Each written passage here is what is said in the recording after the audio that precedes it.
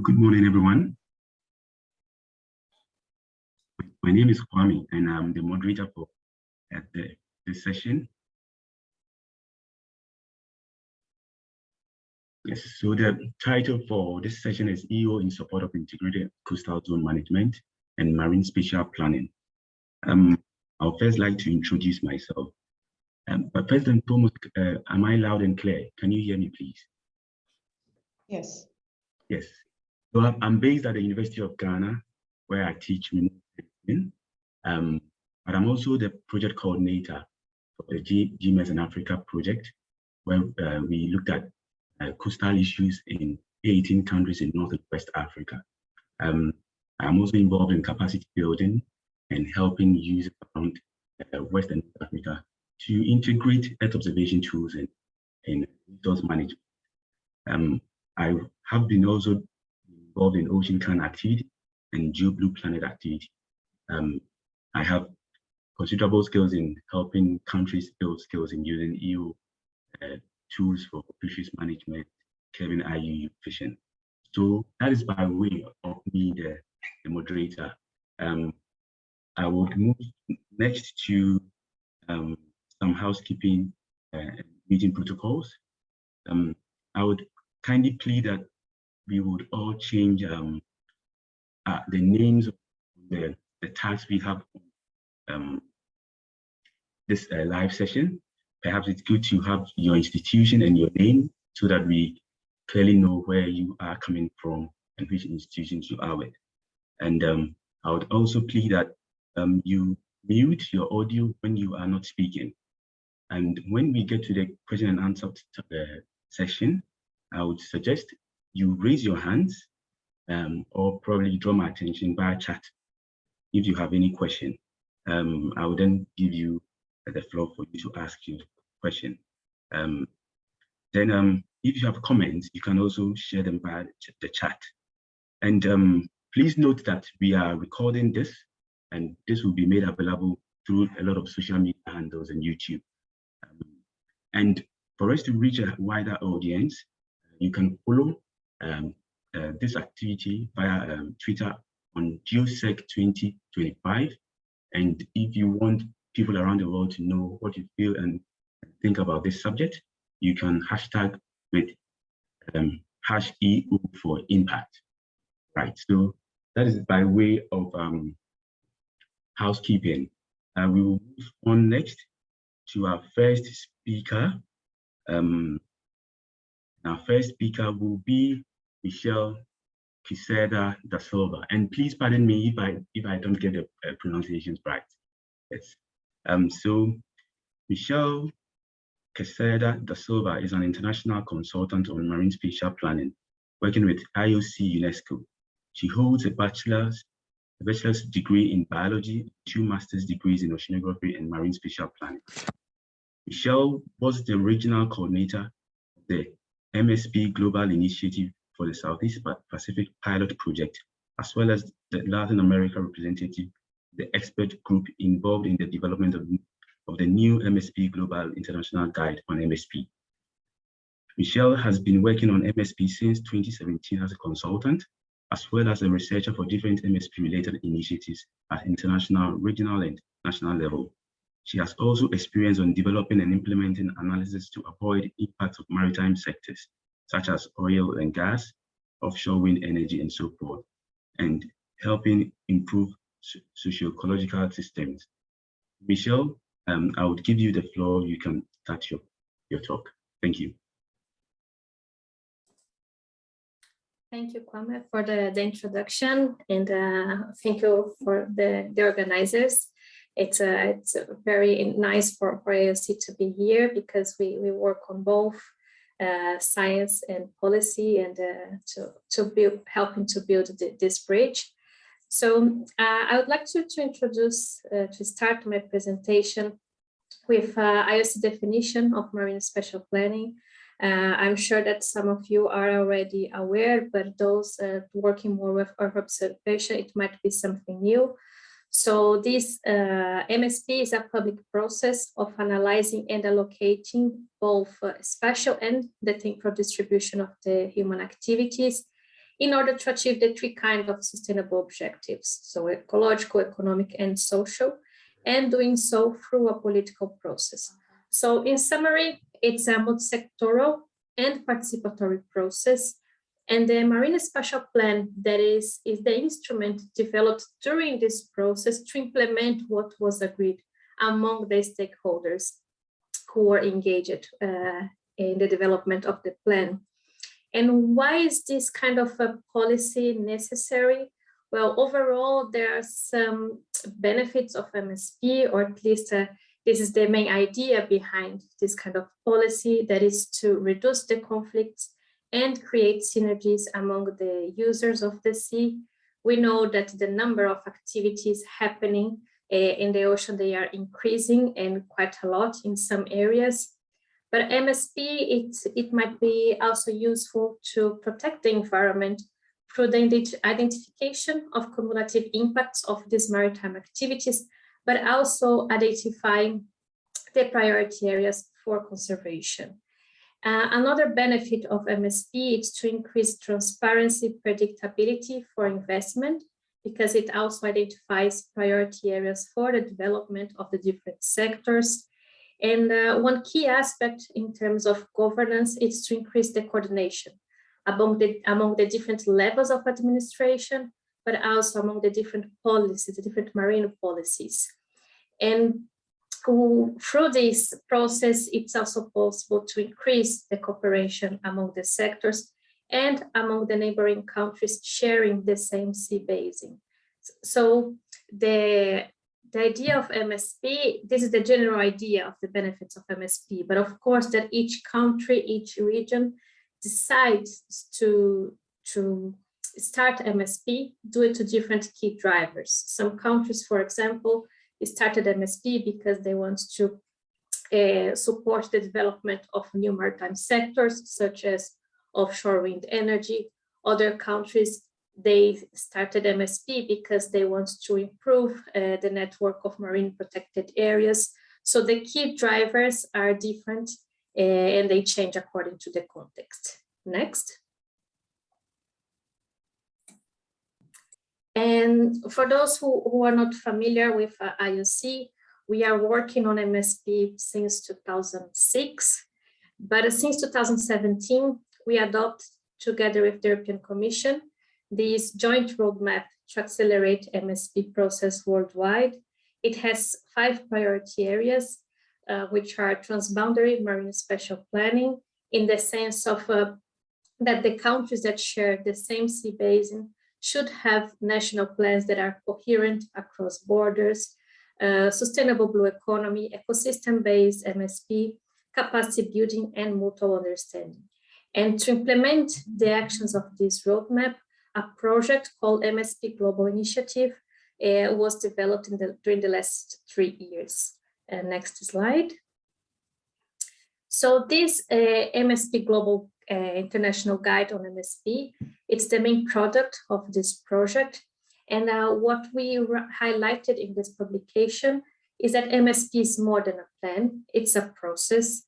And the countries, they really need to understand the situation of the marine policies already in place. They need to set the scene to adopt MSP before starting the planning process. So before designing the planning process, make the assessments for planning, develop the plan, implement the plan, and of course, monitor and evaluate this plan. In general, the plan content includes an agreed vision among the stakeholders who are engaged in the process, the specific objectives that they want to achieve with this plan, the spatial allocation of use. So sometimes you have some zoning, sometimes you have at least the identification of some areas for each sector.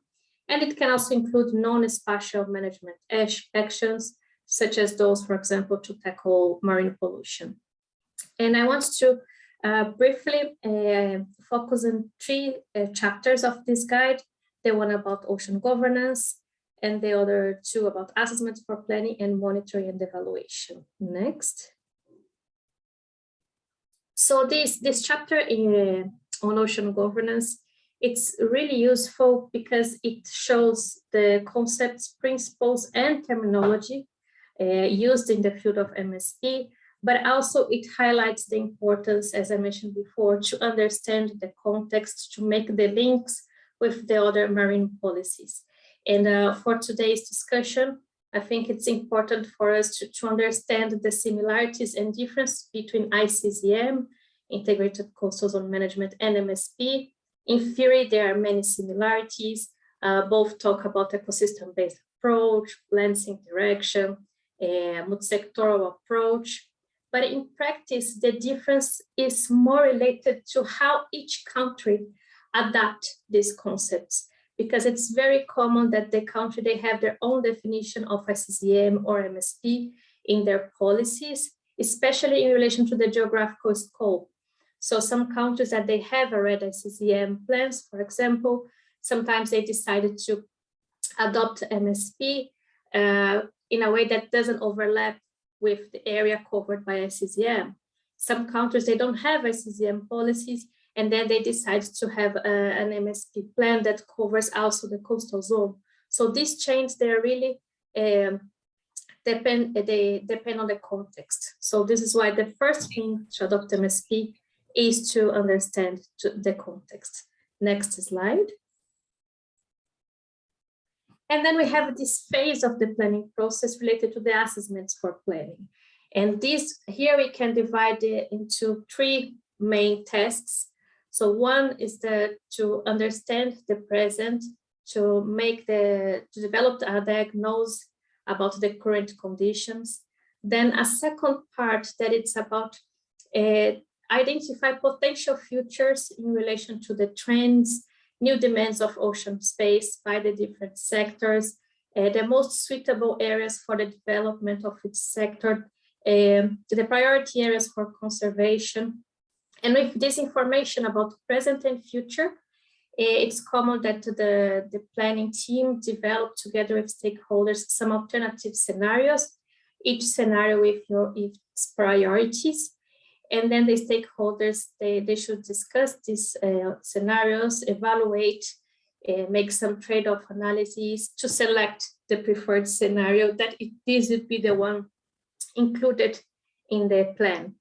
So for doing that, we are talking about a lot of data in relation to environmental, social, cultural, and economic conditions.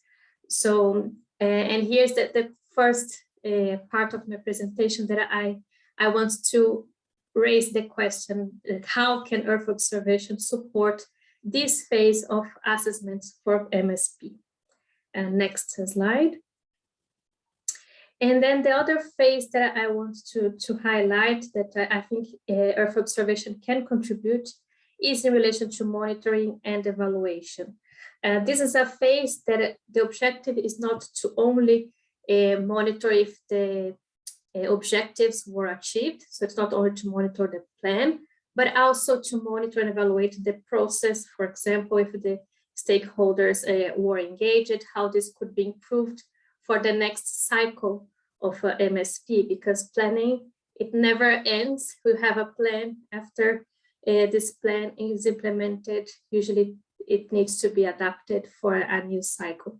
So how Earth observation could, for example, help to monitor if the objectives were achieved in relation to what were the changes in relation to the maritime sectors, in relation to the environment, for example.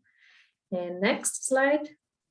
Well, this was my very brief presentation just to set the scene of this panel, and I'm looking forward for the discussions. Thank you. Thank you very much. Our next presenter would help us find answers to the question, what is it, why do we need MSP and so forth? Be the Director of Priority Actions Program and Regional Activity Center of the UNEP. She is Dr. Zeljka Skaricic. Director, you have the floor. Yeah, thank you very much for giving me the floor. Thank you very much for this opportunity say a couple of words about, can you go to the next slide, please? About, and one more click, about, so the opportunity to say a couple of words about this unique legally binding document at the regional level that the Mediterranean countries have adopted in 2008, and it entered into force in 2011. To deal with such a complex marine and coastal environment as the Mediterranean is. The objective of this protocol on integrated coastal zone management is to promote the ecosystem-based management, to ensure sustainable, to facilitate reaching the sustainability in the coastal zone, to look all the time at the integrity of the coastal zone ecosystem, to look at its services, and also to the integrity of land and seascapes. When I say integrity of the coastal zone, I would like to remind you of one important article of this protocol, which is the definition of the coastal zones, which says it is not only about the coast, the land, it is also about territorial waters. So the seaward limit of coastal zone for the Mediterranean countries, according to the protocol, is the external limit of their territorial water. And this is why, just to facilitate this looking at the integrity of the ecosystem, lately within the Barcelona Convention, we have started working a lot on marine spatial planning. We are trying to help the countries to introduce proper approaches, and we do it very often with IOC-UNESCO as well, as Michele has presented just right now. This protocol, even at the time when it was negotiated, it was very forward-looking, because even at that time in 2004-2005, we thought about one of the major risks today, which in coastal zones, which is the climate change, together with all the other risks that are present in this very vulnerable part of national territories of the Mediterranean countries. Of course, ICZM is above all about good governance, about trying to make working all the sectors using the same coastal space. Next slide, please, with one more click. Yes, thank you. So when we think of the Mediterranean coastal zones, we immediately think of first of all of a biological hotspot. Then we think also of an area which knows a high concentration of population and economic activity. And we also think of many cumulative pressures these days aggravated also by climate change.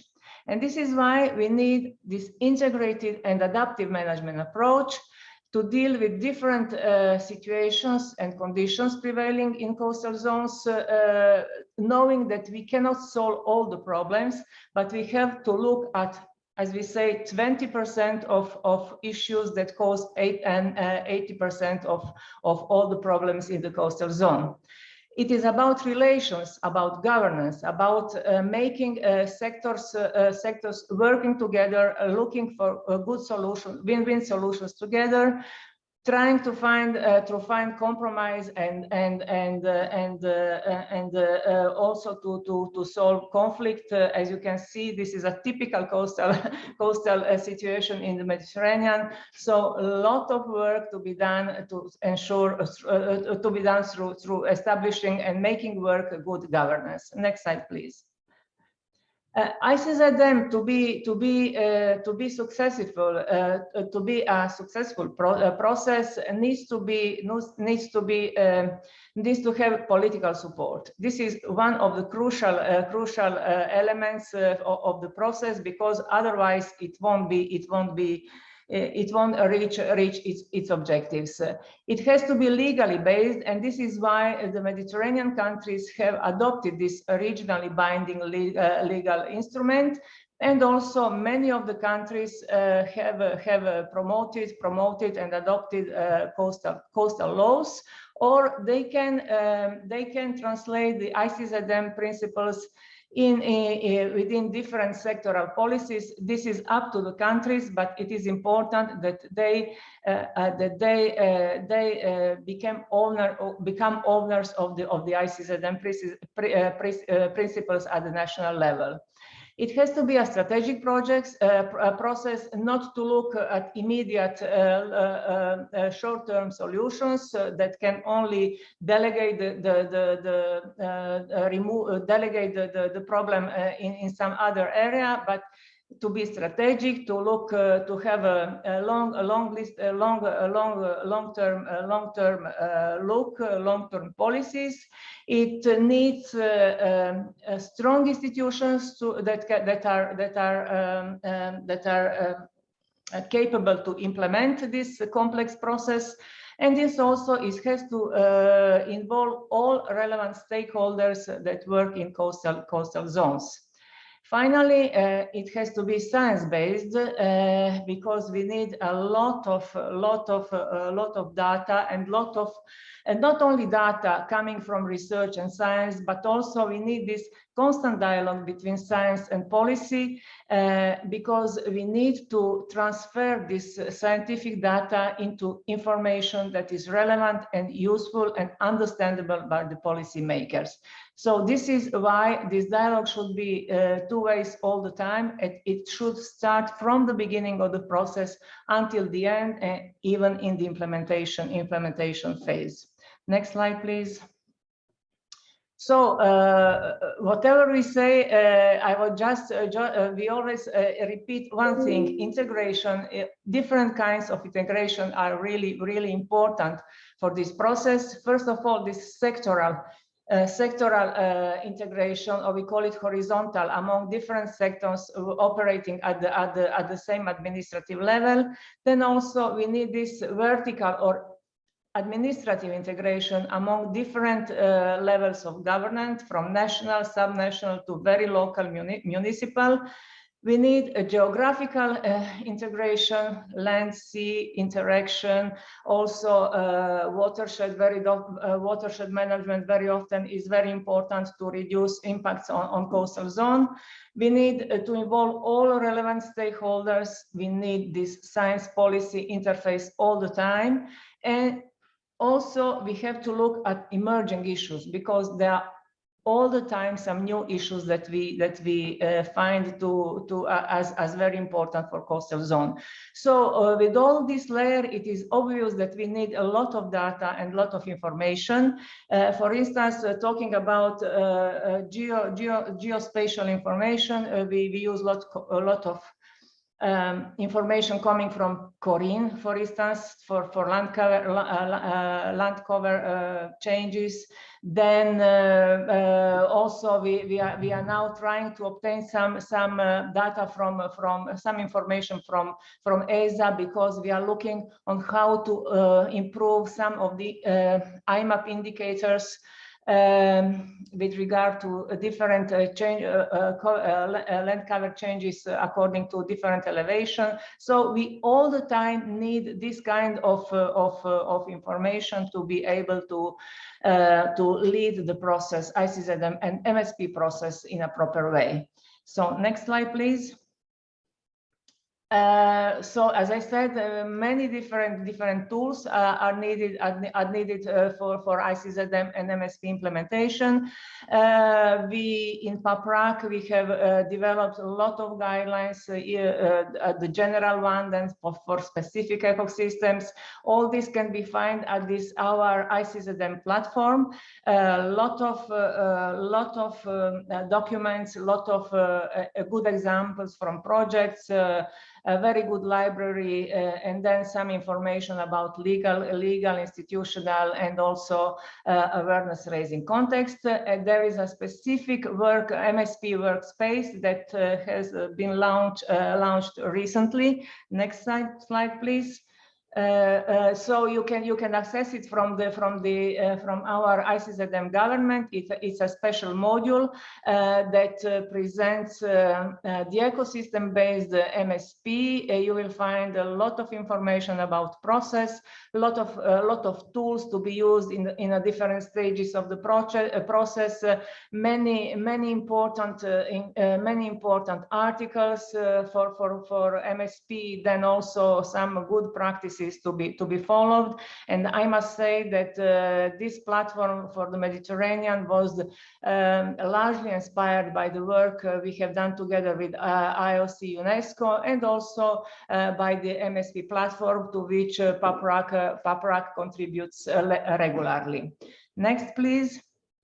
And as an emerging issue, climate change, we are dealing with it more and more within our Barcelona Convention system. For the Adriatic region, PAPRAC, together with some other Adriatic institutions, has prepared and launched recently also this AdriAdapt platform, in which one can find a lot of information again about how to mainstream the climate change issues into ICZM and MSP process, with lot of adaptation options, some 40 adaptation options of different kind, green, gray, or engineering, and also of societal measures that can be used to adapt to climate change in coastal zones.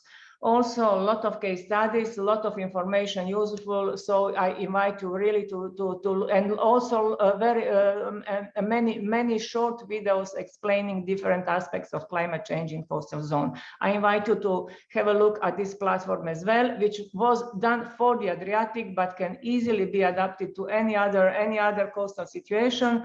We have noticed that we have visitors to this platform for some 140 countries from all over the world.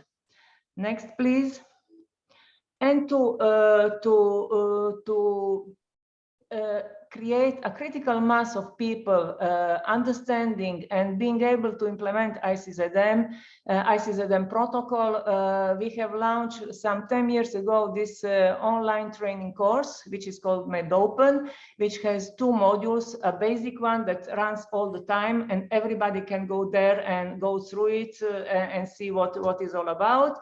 And also every year from September to December, we have this advanced training course on ICZM and MSP now, with lecturers, with a lot of material, with the simulation games, with essays, and at the end, all those that are successful in this advanced course can get a certificate. Next one. And this is last but not the least, we look a lot on awareness raising and information communication. And our main information and communication campaign is the Mediterranean Coast Day, celebrated for 15 years now on 25th of September, which is the day of the first ratification of the ICZM protocol.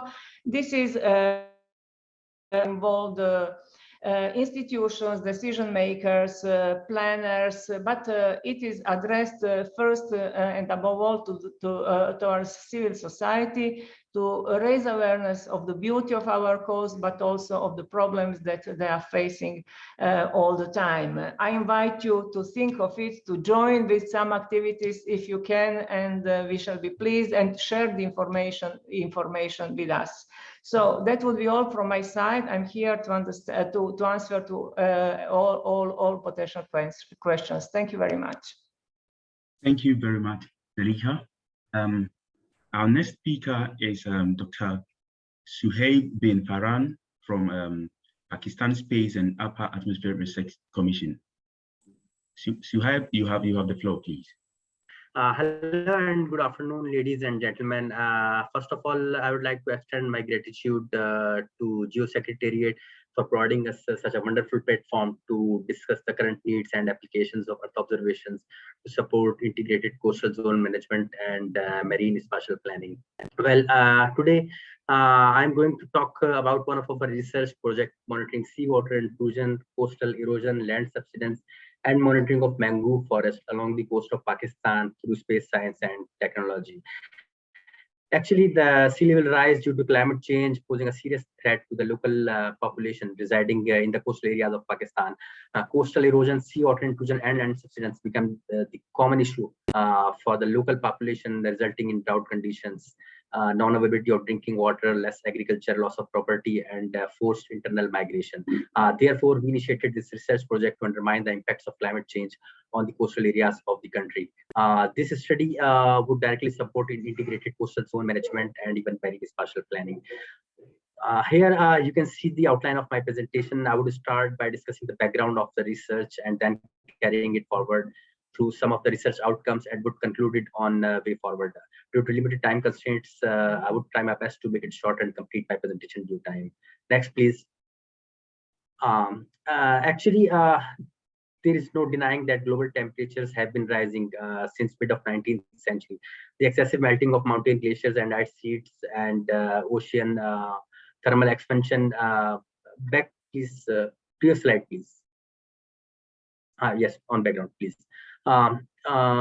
The excessive melting of mountain glaciers and ice sheets and ocean thermal expansion resulting in persistent sea level rise, which is causing occurrence of storms and flooding, coastal erosion, seawater intrusion, and land subsidence across the globe.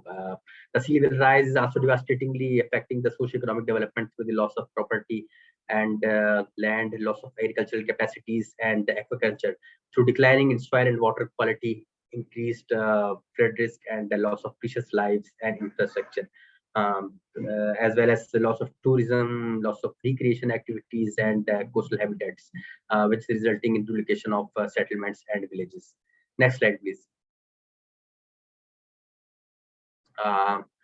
The coastline of Pakistan is more than 1,000 kilometers long, distributed between the Sindh and Balochistan provinces. Its exclusive economic zone covers an area of 290,000 square kilometers. Pakistan coast is mainly divided in Makran and Sindh coastal ranges. In fact, Makran coastal range forms a narrow strip of mountains with unique landforms such as sandy beaches, mud flats, lagoons, mud volcanoes, rocky cliffs, headlands, and bays, whereas Sindh coast is mainly enriched with estuaries, deltas, and mangrove forest. Please, next. Sea level rise due to climate change posing a serious threat to the local communities residing in coastal areas of the country. Sea level rise in combination with increased groundwater pumping and extraction resulting in excessive seawater intrusion in the region. Similarly, agricultural lands have poorly been affected due to the enhanced intrusion of seawater that has not only turned cultivated land into barren, but severely invaded on flood-drained crops in the country. It is also causing the degradation of natural resources like land, loss of property, livestock, vegetation, fishery, mangroves, and other edible marine varieties, making local communities more vulnerable to socio-economic development. Next slide, please. In SUPARCO, we developed several integrated space technology applications by employing various kinds of remote sensing as well as in-situ data sets, which are very useful to support integrated coastal zone management, such as monitoring of land subsidence, coastal erosion, monitoring of mangrove forests, blue carbon estimation, coastal hazard vulnerability and risk assessment, identification of potential fishing zones, monitoring of harmful algal blooms, and as well as monitoring of creeks. Next slide, please. If you talk about mangroves in Pakistan, mangroves are one of the most productive ecosystem which offers worthy services for climate change adaptation and mitigation. Mangroves are hardy trees and shrubs that grow in the salty, wet, muddy soils of tropical and subtropical coastlines. They protect the coastline from erosion and storm damage, and also store carbon within their roots, trunks, and in the soil, and provide habitats for commercially important marine species.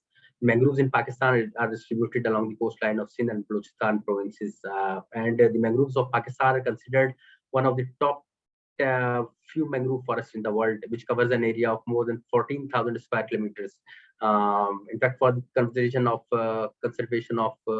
mangroves in Pakistan in the year 1972, mangroves of Pakistan were declared as protected forests. Next slide, please. Mangroves have been threatened by deforestation for decades, as agriculture and aquaculture, urban development and harvesting have caused the loss of more than a quarter of mangrove forest in the past 50 years across the globe. Forests in Southeast Asia have been especially hard hit, as several countries clear mangroves to make room for shrimp and rice farming. However, the case is different in Pakistan. We employed the Landsat temporal imagery to estimate the changes in mangrove cover for the past 30 years. And it has been identified that the mangroves have been drastically increased during that period. The main reason of that increase in the vast level of man-made plantation of mangroves by the relevant government agencies in cooperation of NGOs, as well as strict conservation laws on cutting of mangroves across the country. The map is clearly showing that yellow color is showing the increase in mangroves for the past 30 years. Next slide, please. Similarly, in this map, you can see that the red color is showing the depletion of mangroves in some areas during the same period, but the mangrove depletion is very few, very low in Pakistan. Next slide, please. If we talk about the coastal erosion is the process by which local sea level rise, strong wave action, and coastal flooding wear down or carry away rocks, soils, and sands along the coast. All coastlines are affected by storms and other natural events that cause erosion. The combination of surge at high tide with additional effects from the strong waves. The extent and severity of the problem is worsening with global sea level rise, but it differs in different parts of the country. Here we employed the Landsat temporal imagery to estimate the coastal erosion for the past 30 years, and it has been identified that the erosion have been drastically increased during that period. The red color in the map is showing the erosion for the past 30 years. Next slide, please. Next slide, please. Okay. Similarly, this map is showing the erosion and accretion at the Sindh province coast. For the measurement of this erosion, we employed the digital shoreline analysis system to calculate the shoreline changes during past 30 years. Next slide, please. Similarly, this is another map which is showing the erosion and accretion in different parts of the country. The red color is showing the erosion, and at some parts you can also see the accretion over here. Next slide, please. Here you can see the spatial distribution of coastal erosion. Most of the sites observed a significant erosion during the same period. Next slide, please. Similarly, this map is also showing the coastline changes in Balochistan province during the same period. You can clearly see the erosion during this period. Next slide, please. As we discussed earlier, that the mangrove protects the shoreline from coastal erosion. This map is clearly showing that the erosion only took place where there were no mangroves and how they protected from the coastal erosion. It is a perfect example of how the mangroves are protecting our land. Next slide, please. Now we talk about the land subsidence. Land subsidence or sinking of the Earth's surface due to removal or displacement of subsurface Earth materials. Seawater intrusion sometimes resulting in a land subsidence due to the removal of subsurface support material and soil. We used SAR imagery, synthetic aperture radar imagery, and establishment of permanent global navigation satellite system stations to measure land subsidence rate. Sentinel-1 SAR satellite imagery have been used to monitor land subsidence by using persistent scatterers, interferometric SAR techniques. Image pair of Sentinel-1 acquired at 2 different times were used to measure millimeter level deformation and subsidence along the line of sight. This map is showing that the subsidence in different parts of the country. Next slide, please.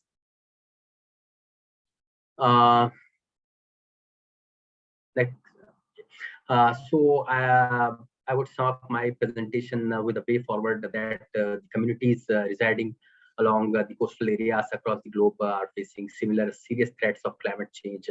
Therefore, the study is conducted under this research initiative by employing space technology applications may be useful and replicable to other coastal regions in order to support integrated coastal zone management.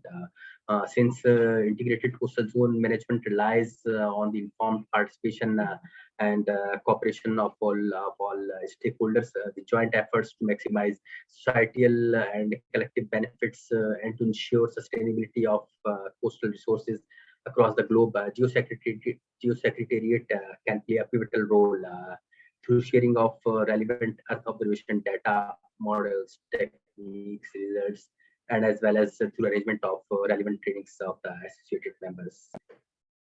In the end, I would like to make a request to Geosecretariat on behalf of ISNET. ISNET is basically an inter-Islamic network on space science and technology. It is an interstate, non-political and non-profit agency. It is an independent, autonomous and self-governing institution under the umbrella of the Organization of Islamic Conference, OIC, and the Standing Committee on Science and Technology Cooperation, COMSTEC. SUPARCO is basically the host organization of ISNET. ISNET's mission is to promote space science, space technology, and their applications for peaceful purposes in OIC member countries. Geosecretariat can help in providing Earth observation guidance to ISNET member countries in developing their own integrated coastal zone management and marine spatial planning frameworks, and as well as in other Earth observation applications. Thank you very much for your time. If somebody has some questions, feel free to ask. Thank you, Mr. Chairman. Thank you very much, Suhaib. That was very insightful. We move to the next round of presentation, and during this session, we'll be looking at tools for ICZM and MS. So there will be 4 presentations at this session, and our first presenter is Mr. Mamadou Lamine Ndiaye from Senegal. So he works with a CSC, that is Centre de Suivi Ecological. Pardon my French. Yeah, so Mamadou, please, you have the floor.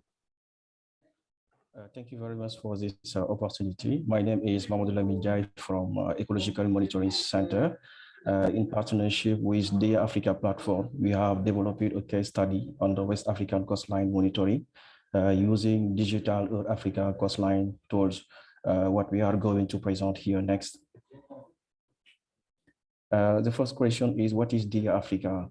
DEAR Africa is a platform that provides a routine, reliable, and operational service using Earth observation data ready for free, open, and accessible analysis. DEAR Africa users, including African government, industry, and decision maker, can use digital Africa map and sandbox to track change across the continent in unprecedented data. This provides valuable insight for better decision making across many areas, including, among other, flood, drought, soil and coastal erosion, and agriculture. Next. Now, what is the Africa coastline? About the service provided in the field of coastal erosion, digital Earth Africa coastline tools has been developed for this purpose. However, the digital Earth Africa coastline tools is a modified implementation for digital Earth Africa coastline of continental remote sensing method designed to generate annual shoreline and rate of coastal change along the entire Australian coastline from 1988 to the present. The algorithm used from DEAR Africa coastline is derived from DEAR Africa, DEAR Digital Earth Australia, whose source is Geoscience Australia as part of the CEOS committed from each observation satellite. Digital Earth Africa coastline method combines satellite data with tidal modeling and maps the typical location of the coastline at mean sea level for each year.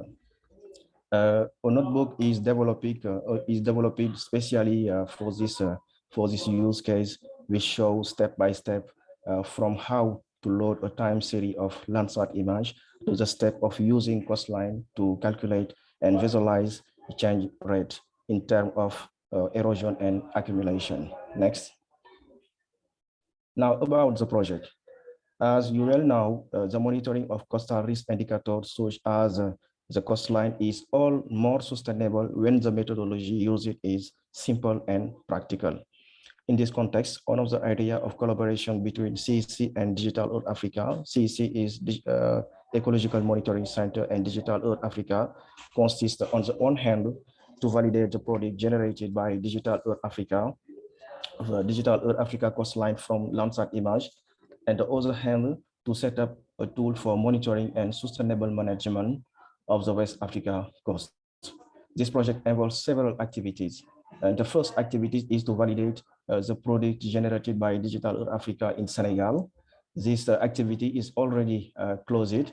This is the first level of validation in a test site chosen in Senegal.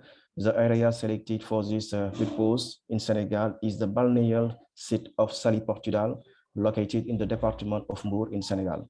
We use it for reference data. To validate the product obtained with the Africa coastline. This is spot image from 2002, quick bird image from 2007, Google Earth image from 2012, and quick bird from 2021. On the image, you have overlap between next. Yes.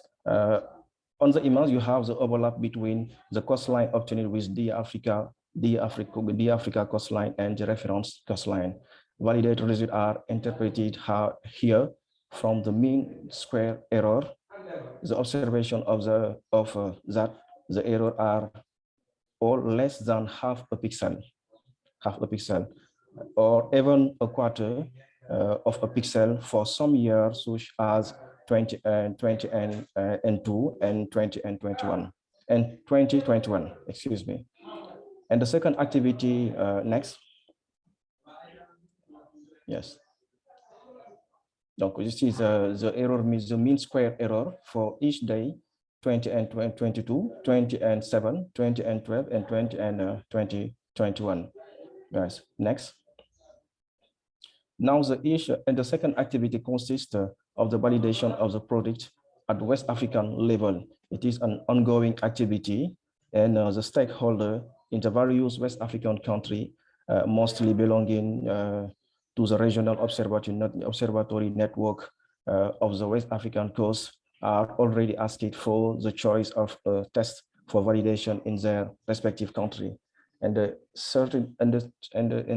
other activities is, as an other activity, we have presenting the validation of result to technical and financial partner decision maker and member of WARCO. WARCO is West Africa Regional Coastal Observatory Network, in order to report their feedback and recommendation on the result obtained for in this various validation phase are conclusive. The activity concerning the rate of retreat of coastline will be carried out in order to identify the area of erosion and accumulation.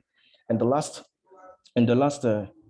project activity is training the stakeholders, training and empower the stakeholders, especially those of the WARCO West Africa Regional Coastal Observatory Network and the Africa under the Africa tools. Next. Like it is ongoing project. We are only the first activity. The first activity is completed, and the rest of the activity will be completed by the hand. And the year of the latest, we found it necessary to share with you the result and roadmap of the project. The users of this project is chercheur, student, state technical service, coastal management, and local authorities. And the desired user is decision maker and WACA West Africa Coastline Coastal Area Management Program and West Africa Regional Coastal Observatory Network. And the main need for this user and stakeholder is ensure product quality, training and or capacity building on these tools for monitoring the coastline, create of the create a space for sharing, data dissemination, quantify the rate of shoreline retreat. Next. That is what I had to present to you, and I thank you for your keen attention. Thank you. Thank you very much, Mamadou. Our next speaker will be Dr. Roger Sayre. He is from the ecological. He's going to talk to us about the ecological coastal unit, and he is from GEOBON, MBON, USA. Roger, please, you have the floor. Hello, good morning from my end. Thank you, Kwame. Thank you, GeoSec organizers. And thank you all for your interest in this presentation on a global segmentation and characterization of Earth's coastlines. Next.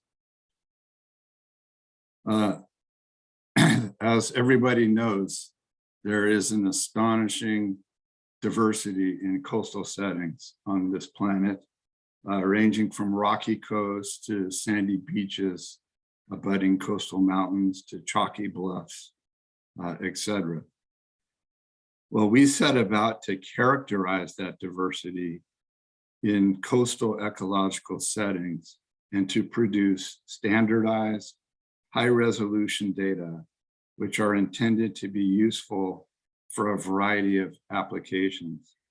And chief among those applications are marine spatial planning, and especially the ecosystem-based marine spatial planning that Michele was mentioning earlier, and integrated coastal zone management, especially the ecosystem-based ICZM that Zeljka was mentioning earlier, as well as other applications, ecosystem accounting, ecosystem conservation planning, climate change analyses, etc. Next slide, please. The work that I'm going to describe was done in a collaboration between USGS, ESRI, GEOBON's MBON, and that's GEOBON's Marine Biodiversity Observation Network, and a group of really renowned international subject matter experts. And I'd just like to thank Pat Cummins, she's watching, I believe, and all my colleagues at ESRI for years of really, really wonderful support on this geo-commissioned global ecosystem mapping. This work was published in a special issue on MBON in the journal Oceanography. You can see that article there. And we are now positioning the work as part of Marine Life 2030, which is one of the major initiatives in the UN Decade of Ocean Science. Next. So here's what we did. First, we produced a new 30-meter spatial resolution map of the coastlines of Earth using Landsat imagery. And we call that the Global Shoreline Vector, or GSV.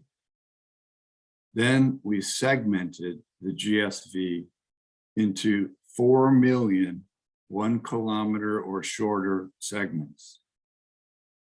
We then attributed each of those 4 million segments with values from 10 variables that describe the ecological settings within which those coastlines occur. And then we classified the segments into 81,000 distinct coastal segment units, CSUs, we call these. And for that classification work, we used the CMEX, Coastal Marine Ecosystem Classification Standard. And then finally, we also clustered the segments into 16 globally similar ecological coastal units, or ECUs. Next slide, please. Here then are the 10 attributes that were associated with each of the 4 million segments. And these attributes included waterside properties, landside properties, and properties of the coastline itself. Next. And so we produced a couple of important products. In this graphic, you can see the attributes that are returned from a query of a 1 kilometer coastal segment from one of the Channel Islands off the coast of Southern California. And that particular stretch of coastline is sloping, straight, medium erodibility, warm, temperate, dry climate, low river discharge, moderate wave energy, moderately tidal, euhaline, oxic, and moderate to cool waters, clear, and low chlorophyll. So that's how it all works. And the CSUs therefore really represent a global inventory of coastline characteristics for every 1 kilometer stretch of coastline on the planet. Next slide, please. And then a second product, as I mentioned, we also clustered the coastal segments data to produce 16 groups of globally similar coastline types called ecological coastline units. Next slide, please.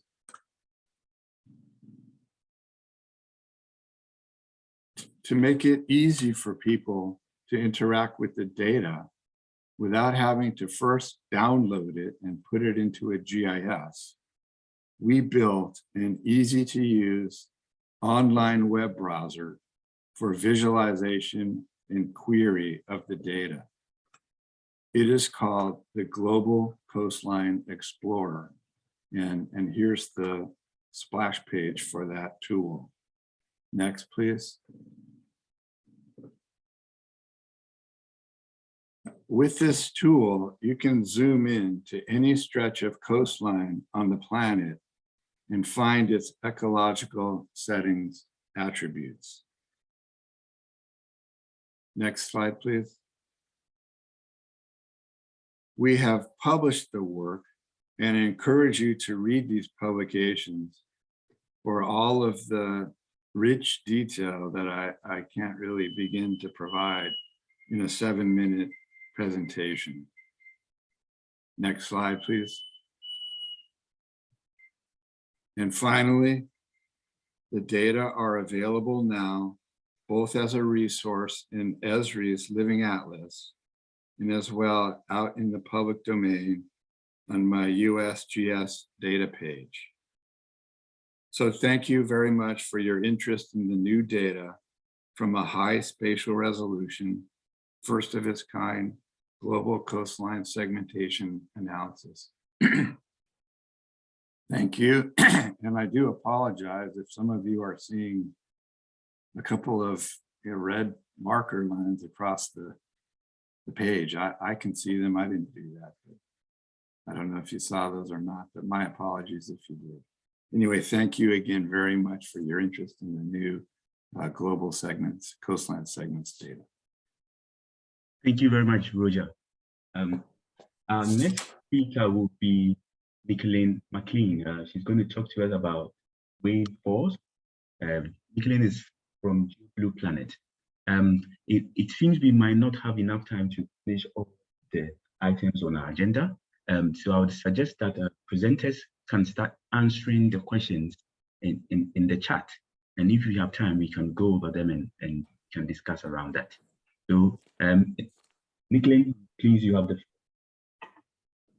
Thank you, Kwame, and thank you to the GEO Secretariat for inviting GeoBlue Planet to provide a brief overview on WaveForce, which is an Earth observations tool that can be used in support of integrated coastal zone management. But first, I'd like to begin by providing a bit of an overview of GeoBlue Planet. Next slide, please. So GeoBluePlanet is the initiative of GEO that focuses on the use of ocean and coastal observations to inform policy and decision-making. It is a network comprised of ocean and coastal scientists, social scientists, and end-user representatives from stakeholder groups.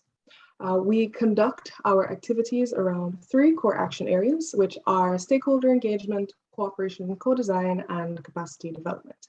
Next slide, please. So this slide features GeoBluePlanet's current working groups. And these working groups were selected and developed based on stakeholder needs. This slide also features additional focus areas that we can use Earth observations, but primarily ocean and coastal observations to address in the future, as they're all within the scope of GeoBluePlanet. Today, I would be reviewing a product that was developed to address the marine and coastal hazard, or the coastal hazard of wave-driven flood events. Next slide, please, Kwame. So in recent years, we have noticed an increase in the occurrence of wave-driven flood events in low-lying coastal regions. And this is likely due to climate change, given its impact on sea level rise and sea surface height. And unfortunately, these events are poised to continue and increase in both magnitude and periodicity. And as we can see from these images, here in Kiribati and the Marshall Islands, these flood events can occur with very little warning on bright and sunny days. And so it's really important for us as a community to come up with strategies and tools to mitigate the impact of these flood events. Next slide, please. So WaveForce is one such tool that was developed to address wave-driven flood events. WaveForce, which represents wave-driven flood forecasting on reef-lined coasts early warning system, is an official GeoBluePlanet activity which was developed in collaboration with NOAA, USGS, Deltares, and CSIRO. And the main aim of the system is to provide flood forecasting 7.5 days or 180 hours in advance of a flood event. The system is designed to provide this information at 3-hour intervals, and it is updated every 6 hours. The system also provides flood forecast related data at 200-meter intervals along reef-lined coasts. So this product was developed primarily for reef-lined coasts. Next slide, please. So the WaveForce system combines satellite remotely sensed data with near-shore bathymetry and modeling to provide flood forecasts. And this system has 3 main components: the data inputs, the modeling, and the flood forecast. Next slide, please.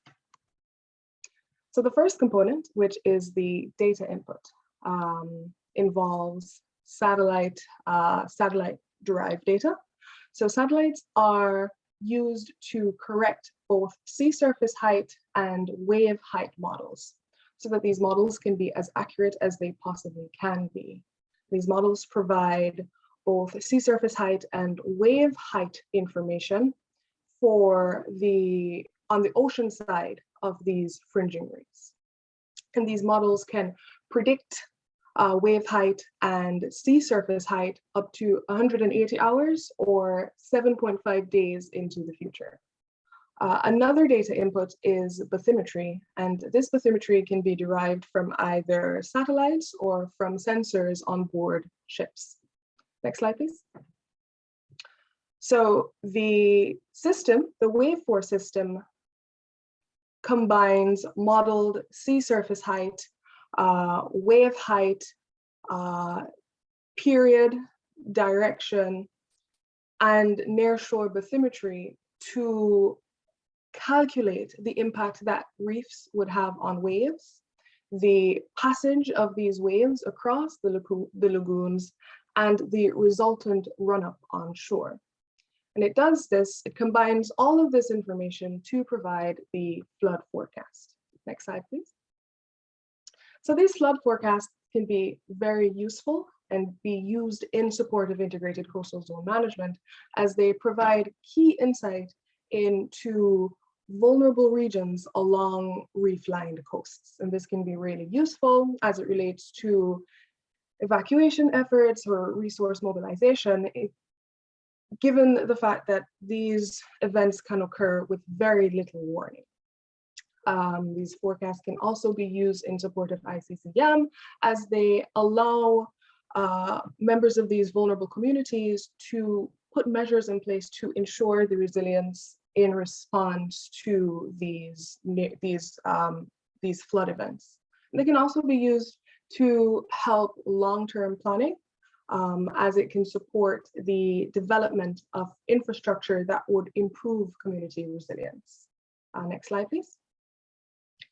So in addition to WaveForce, GeoBlue Planet is involved in a few other activities that incorporate Earth observations and can be used in support of integrated coastal zone management.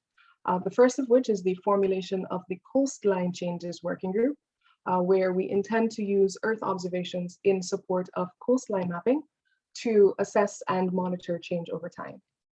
We're also interested in a satellite-derived bathymetry project for the Pacific Islands that would support the Seabed 2020 initiative and the UN Decade of Ocean Science. Additionally, in another one of our working groups, which is the Fisheries Working Group, we are currently involved in exploring how we can use Earth observations to provide support or provide information as it relates to aquaculture site selection, as well as ongoing culture support. And so we're really excited about these initiatives and interested in feedback or support from other members of the GEO community. Next slide, please. So that is it from me. Thank you so much to GEO and the GEO Secretariat for inviting GeoBlue Planet to give this talk. Thank you very much, Nikelene. Our next presenter is Mary Beth Neely. She is with Seals Coast, she's the program manager for Seals Coast, and she's going to talk to us about the project. Thank you, Nelly, for being here. Please, you have the floor. Great, thank you very much, Kwame. Again, the requisite thank yous also to Doug and the GeoSec for inviting us to participate and recap what we've been doing in Seals Coast since our successful joint stakeholder outreach event in October that the GeoSec facilitated. Next slide, please. So Seals Coast is a program by the Committee on Earth Observation Satellites. COAST stands for Coastal Observations, Applications, Services, and Tools. We are a coastal focused team. We're using Earth observation data, remote sensing satellite, matching it with in situ data, and our goal is to tackle coastal problems, high impact problems in high impact areas. We're doing that through a co-design, co-development process. So we're, key to coast success is to engage with regional stakeholders. We are a best effort project team. And so our goal is just to coordinate the existing activities by the 36 participating satellite agencies, global satellite agencies.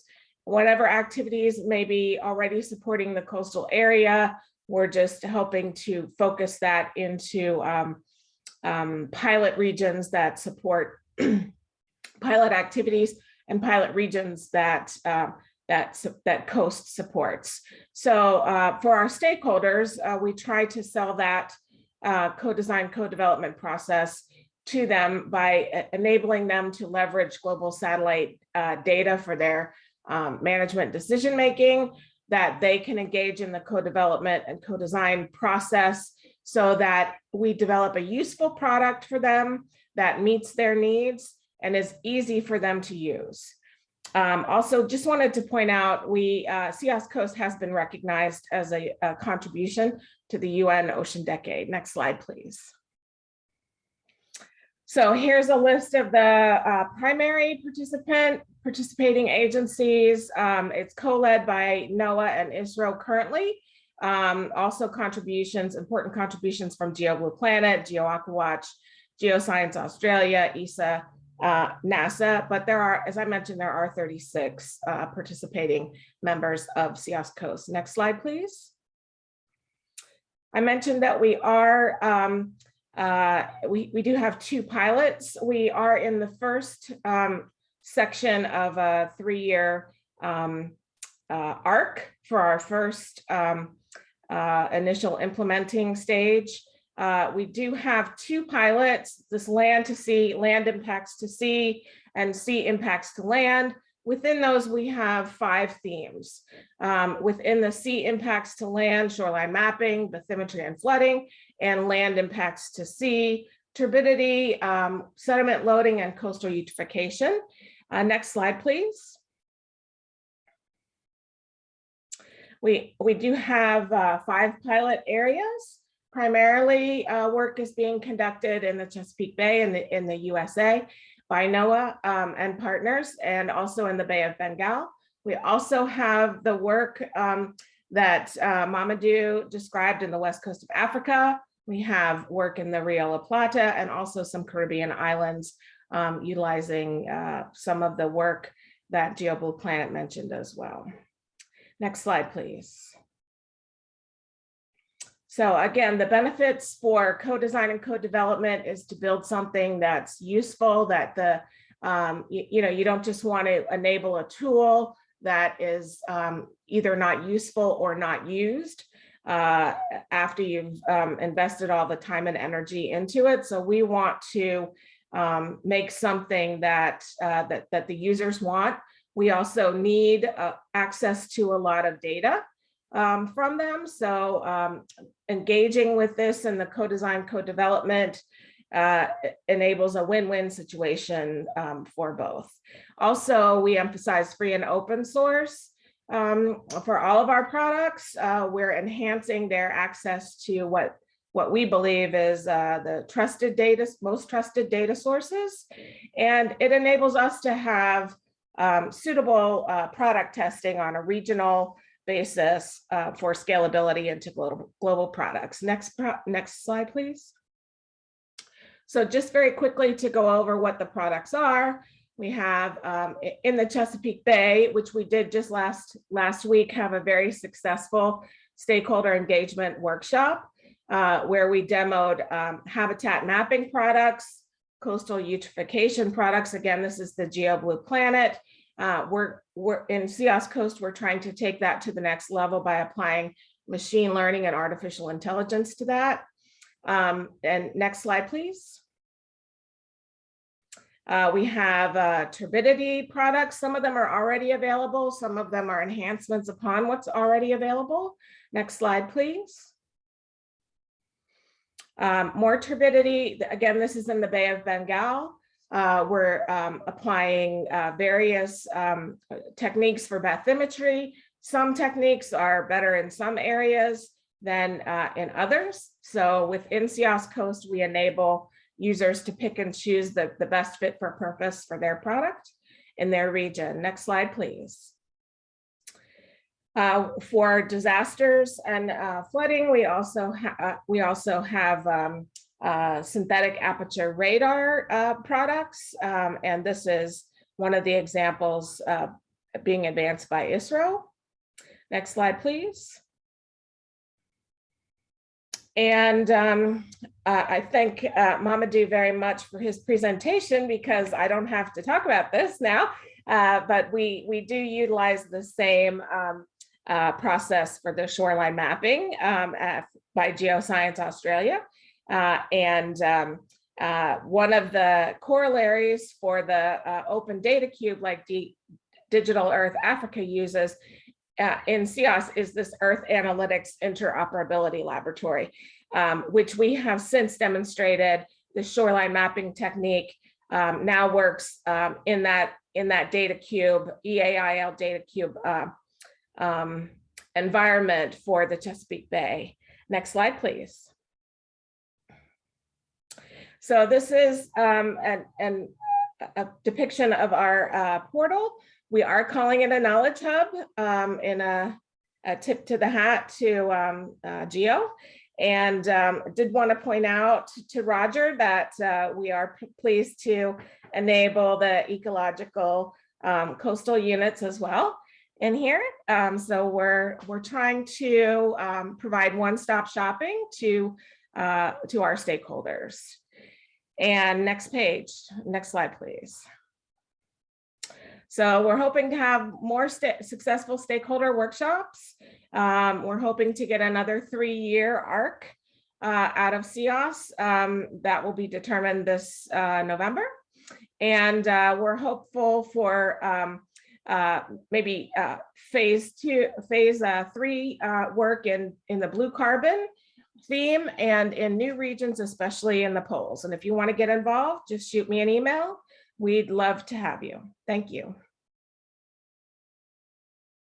Thank you very much. We are now moving into our meeting the user needs section. There will be a single presentation during the session, and this will be given by Ana Maria Ribeiro de Souza and Andrea Tramelli.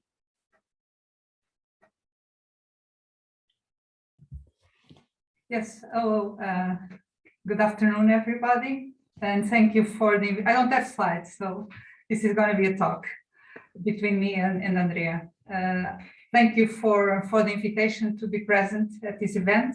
I work at the European Environment Agency and in the group that implements the Copernicus Land Monitoring Service. As you know, Copernicus is the European Union Earth Observation Program. And the EEA, so the European Environment Agency, is responsible for implementing the land service. So we will use as an acronym of the land service CLMS. All CLMS products are based on Earth observation data, and one of them in particular is dedicated to coastal zones. But in this case, we started from the land perspective. We heard today already that coastal is not only land, but we started from the land perspective, but we are working with the Marine Service to develop other products also addressing the marine area.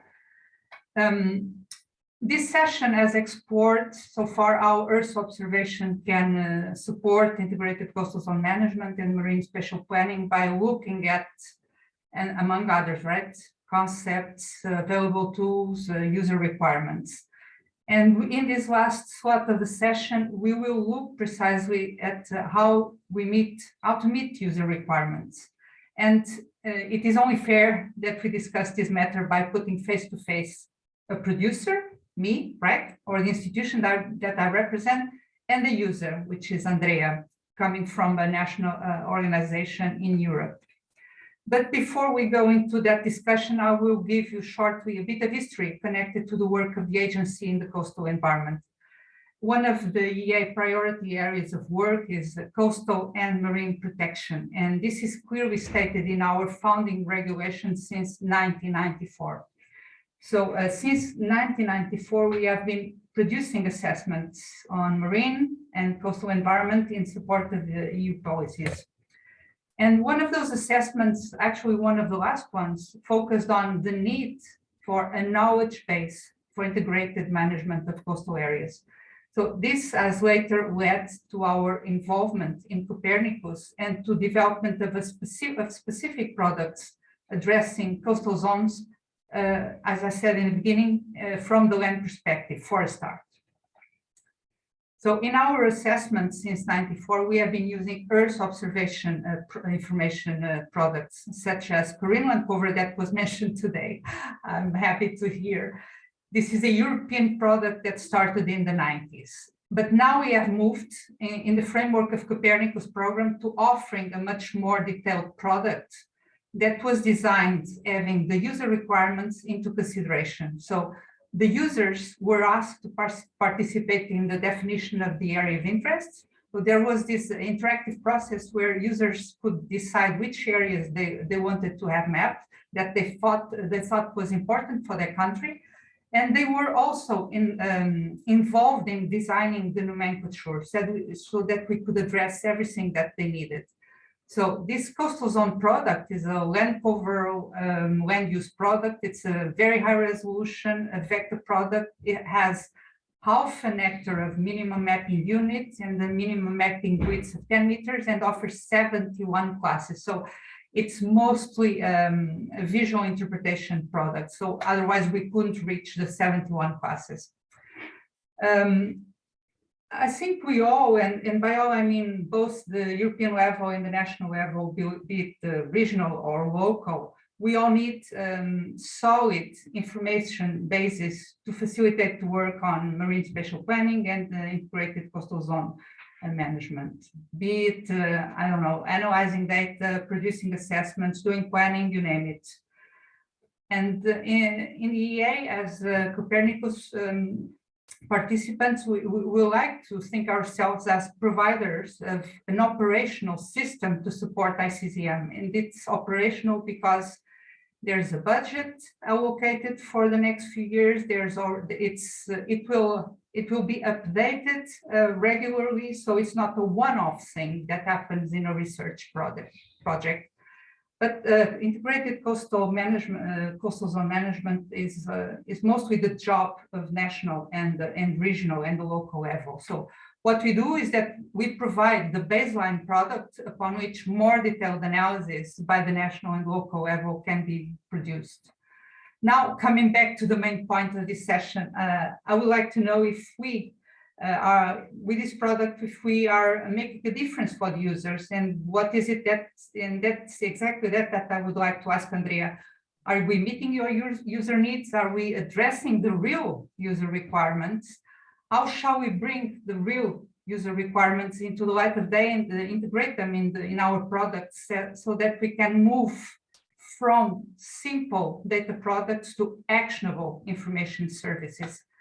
Could you please give us an insight of how you are using the coastal zone product, and if you have additional needs not yet met that you would like to express here? Andrea, please. Yes, thanks, Anna. I briefly introduce myself. I'm the national coordinator of the National Copernicus User Forum. So also looking at what has just said Anna, but also the different points that were written into the chat. The point is the fact that if we really want to meet the user requirements, there's a need of an ongoing and continuous interaction with the real end users.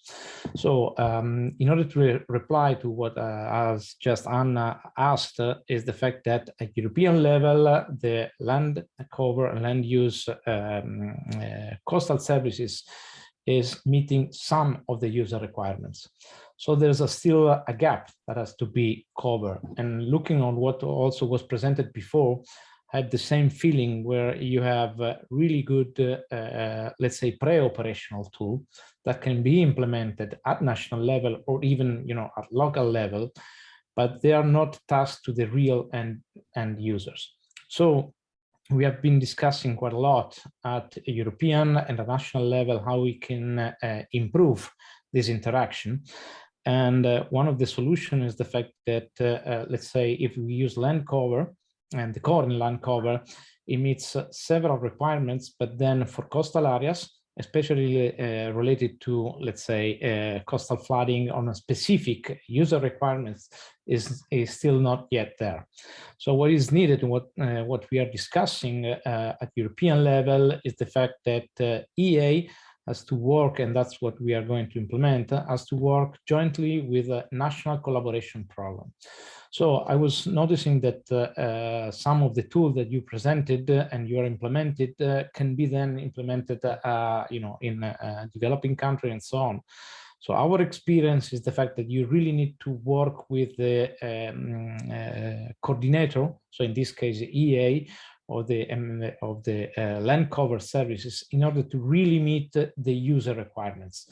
because most of the time, if you don't have this discussion and if you don't work jointly, you can have a really, let's say, outstanding tool, scientific tool, but it's really mostly based on scientific requirements. And sometimes scientific requirements do not solve the final user requirements. So this is just to underline that also when you are using Earth observation, most of the discussion is the fact that sometimes data and information are not the final services. So you really need to have the discussion with the users in order to really figure it out what is the services and how the services must look like. So in this sense, with the EA, we have started what the EA and the other Mercator Ocean, that is for the marine part, have set it up the coastal roadmap. And this coastal roadmap, one of the key discussion is how can we implement a local and national collaboration program. This is really important because especially if you're dealing with coastal area, as you all do, it's really different if it's, low-lying coastal areas, and also, depending also how much is the anthropization of the area and so on. So in order to task specific tool that could be applicable in specific coastal areas, this is one of the key issues really involving the final end user in this discussion from the very beginning. And sometimes with only a workshop that is collecting user requirements, you get more and more user requirements, but really related just to scientific issues. This is really important. This is the discussion that we are doing right now with Anna, but with all EEA. Thank you, Andrea. Thank you. I take from your words the most important conclusion, let's say, that we all know already, but that collaboration is key. And we also heard today from another presenter that integration is key. The national cooperation programs that you mentioned, some of them have already been established in the framework of other Copernicus services, such as the atmosphere service, and I think maybe soon the climate change service. And these are meant to support the uptake of Copernicus products by national public authorities in Europe, in a way to dovetail Copernicus activities with corresponding ones at national level. I also recall that there's some interest from other non-EU countries in these products, in these Copernicus European products, from the countries that are bordering the Mediterranean, and they would be interested to have a similar, from Africa. They would be interested to have a similar product for their countries, so that we can look at Mediterranean as a hotspot covered with data from both continents, Europe and Africa, and contributing with data for a proper management of these hotspots. So, and today we also heard from another speaker the need for co-design and co-development. So in one word, co-creation, I would say. So interaction with the end users is the key conclusion of this session. I don't know if you have, Andrea, any final comments on this very important item. This is a very important item, and we have recently also published several papers on how to build up this user interaction.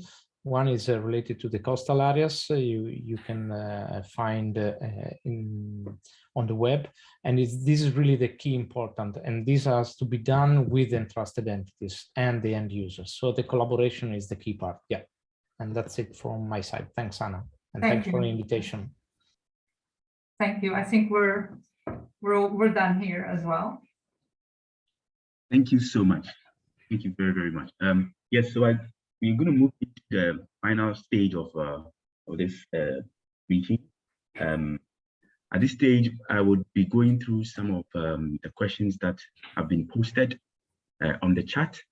Would also, at some point, perhaps make room for one or two comments or views about some of the ideas and topics that has been presented.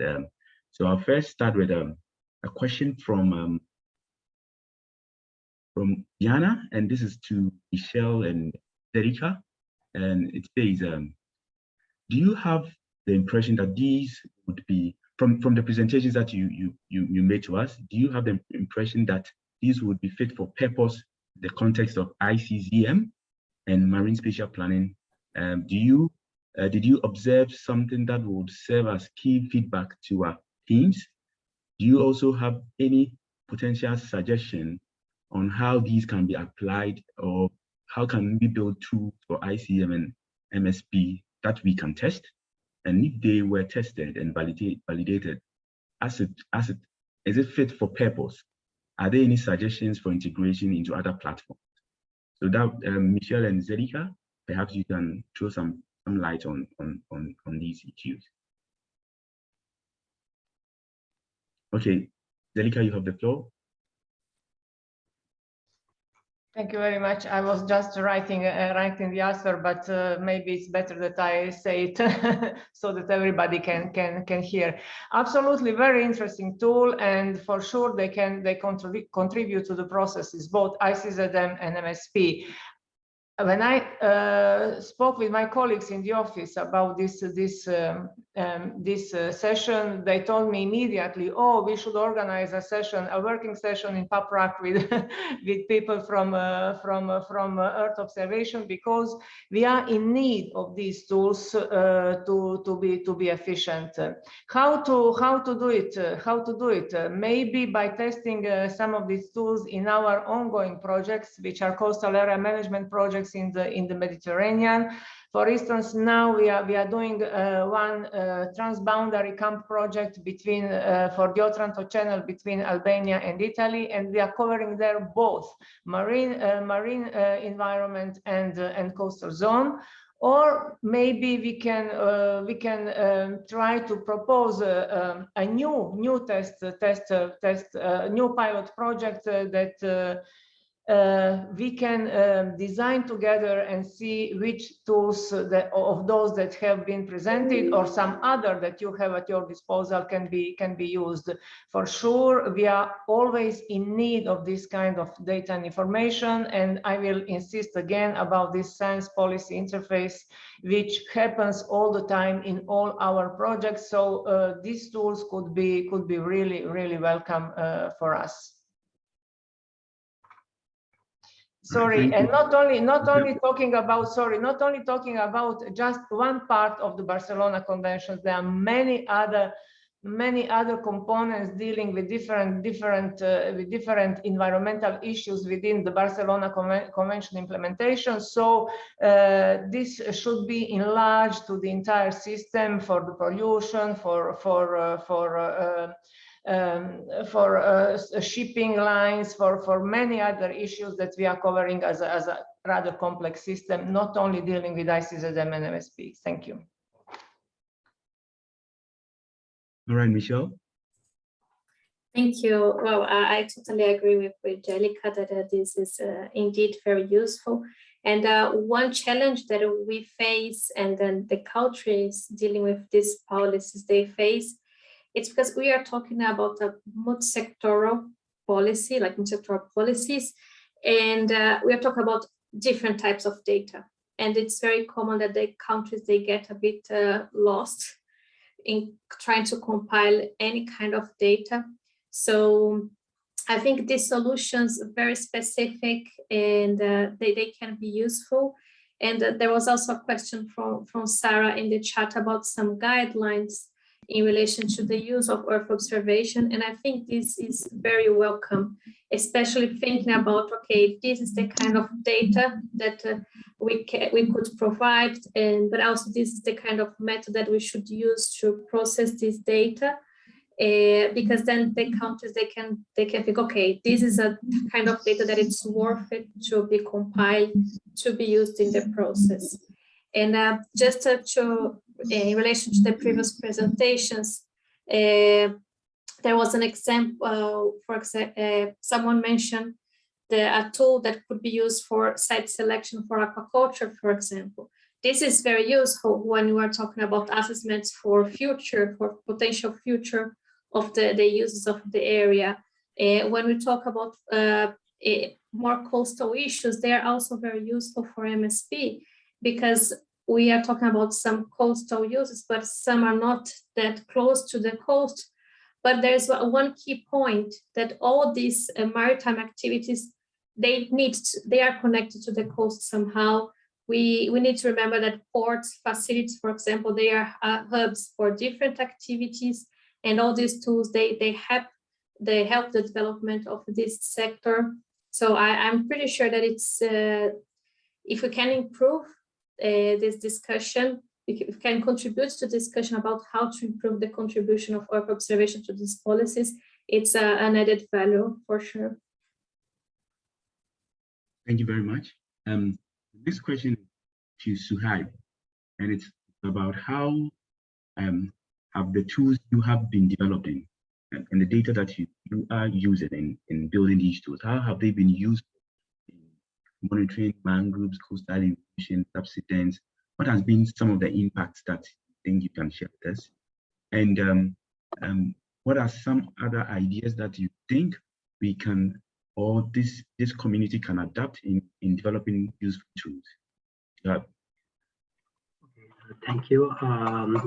Actually, as I have explained that we are utilizing various kind of satellite remote sensing data sets and as well as in situ data sets, which are very helpful to develop the studies and to support the integrated coastal zone management. We have been trying to get the information of land subsidence, coastal erosion, and the monitoring of mangrove forest, and even the monitoring of the estimation of blue carbon, as well as coastal hazard vulnerability assessment. Actually, we are taking into account various kind of data sets. Not, we are using the optical satellite imagery, as well as even we are using a synthetic aperture radar interferometric data, as well as even some applications we are using the near surface remote sensing and GNSS techniques, as well as in some cases we are using the hyperspectral imagery. So there is not a single type of data set or the application which we are utilizing. We are taking into account and using a different kind of data and utilizing its applications. Hope I got the answer. All right, thank you. There's a question from Francisco, and asking, he would like to understand the issue of standards and principles of maritime domain. I guess anyone from the who presented could take that, and he's also trying to find out how can one relate the sort of products and platforms that are being developed to GEOs. I guess his point is, what role can GEOs play further promoting the use of EO data in coastal zone management, marine spatial planning? I think, if you don't mind, this is Yana chiming in, Kwame. I don't think any one of the panelists is probably in a position to give a good answer, because the question being asked, I think, is how can these various tools coming from different sources can be integrated into a single platform? And I think that's something we need to sort of take back and really consider in a greater concept. So I think this is one question we'll have to get back to. Sure. That is fine. Thanks. There are also questions to Mamadou, and the question is about how do you define your shorelines? Are you using the high water mark, mid water mark, top of berm, that sort of thing? What goes to define lines for creating the shoreline and coming up with whether an area has been eroded or is accreted? Okay, thank you. I also raised a question in the chat, but I can do it here too. Rapidly, the coastline is the strip of land located along the coast, but the sea, ocean, or even a river. Often the economic life of the city or region is organized around the sea tank or to tourism, fishing, export of goods. But shoreline is the area between area of contact between land and sea part. I think well, just this is a question. This is the answering of this question. Thanks. Okay. All right.